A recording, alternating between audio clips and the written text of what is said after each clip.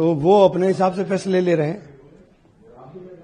उनको जो बेहतर अपने लिए लगता होगा वो कर रहे हैं।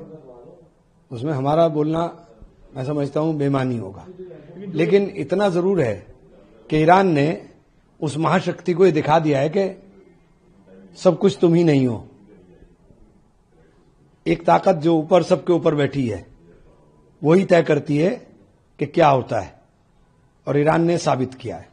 लेकिन इस बयान को आगे कैसे देखते हैं आप? ये बयान जब आ रहा है एक तरीके से इसमें शांति की बात है, इसमें सामंजस्य की बात है, इसमें गुंजाइश है इन चीजों की। हमला तो ईरान के ऊपर हुआ, हमला ईरान पर हो रहा है।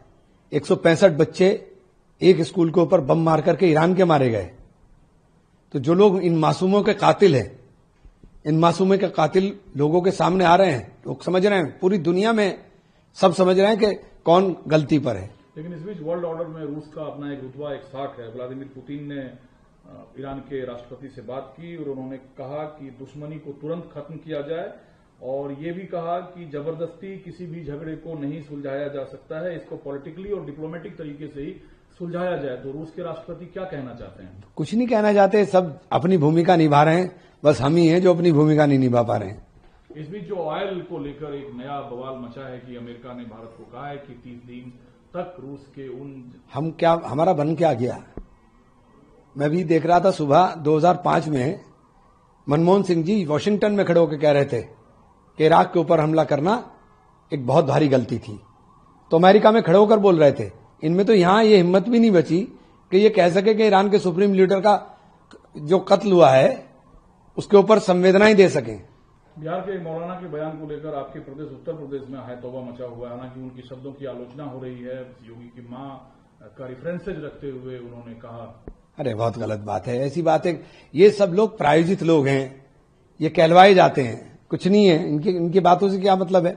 किसी की भी मां को आप कैसे कह सकते हो भाई? कहां ये आपको सिखा दिया? और ये इस्लाम थोड़ा ही ना है। तो वो अपने हिसाब से फैसले ले रहे हैं, उनको जो बेहतर अपने लिए लगता होगा वो कर रहे हैं। उसमें हमारा बोलना मैं समझता हूं बेमानी होगा। लेकिन इतना जरूर है कि ईरान ने उस महाशक्ति को ये दिखा दिया है कि सब कुछ तुम ही नहीं हो। एक ताकत जो ऊपर सबके ऊपर बैठी है वही तय करती है कि क्या होता है, और ईरान ने साबित किया है। लेकिन इस बयान को आगे कैसे देखते हैं आप? ये बयान जब आ रहा है एक तरीके से इसमें शांति की बात है, इसमें सामंजस्य की बात है, इसमें गुंजाइश है इन चीजों की। हमला तो ईरान के ऊपर हुआ, हमला ईरान पर हो रहा है। 165 बच्चे एक स्कूल के ऊपर बम मार करके ईरान के मारे गए। तो जो लोग इन मासूमों के कातिल हैं, इन मासूमों के कातिल लोगों के सामने आ रहे हैं, लोग समझ रहे हैं, पूरी दुनिया में सब समझ रहे हैं कि कौन गलती पर है। लेकिन इस बीच वर्ल्ड ऑर्डर में रूस का अपना एक रुतबा, एक साख है। व्लादिमीर पुतिन ने ईरान के राष्ट्रपति से बात की और उन्होंने कहा कि दुश्मनी को तुरंत खत्म किया जाए, और ये भी कहा कि जबरदस्ती किसी भी झगड़े को नहीं सुलझाया जा सकता है, इसको पॉलिटिकली और डिप्लोमेटिक तरीके से ही सुलझाया जाए। तो रूस के राष्ट्रपति क्या कहना चाहते हैं? कुछ नहीं कहना चाहते, सब अपनी भूमिका निभा रहे हैं, बस हम ही हैं जो अपनी भूमिका नहीं निभा पा रहे हैं। इस बीच जो ऑयल को लेकर एक नया बवाल मचा है कि अमेरिका ने भारत को कहा है कि 30 दिन तक रूस के हमारा बन क्या गया।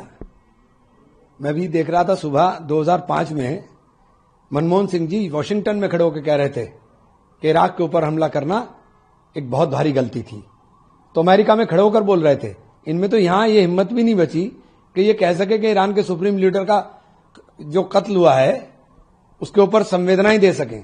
बिहार के मौलाना के बयान को लेकर आपके प्रदेश उत्तर प्रदेश में हाय तौबा मचा हुआ है। हालांकि उनके शब्दों की आलोचना हो रही है, योगी की मां का रिफरेंसेज रखते हुए उन्होंने कहा।